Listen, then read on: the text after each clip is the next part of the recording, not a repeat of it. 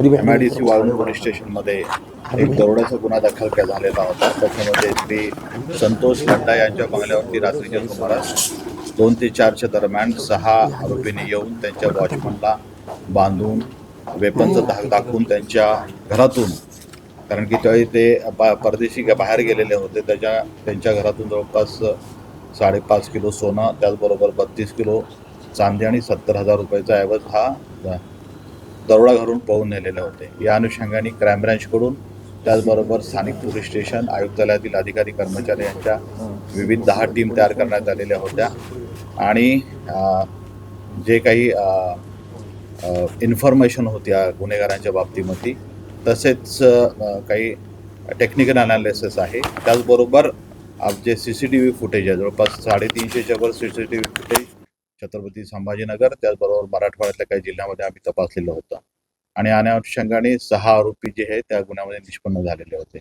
त्याच्यापैकी 5 आरोपी हे काल क्राईम ब्रँचने आणि त्यांच्या टीमने हे पकडलेले होते.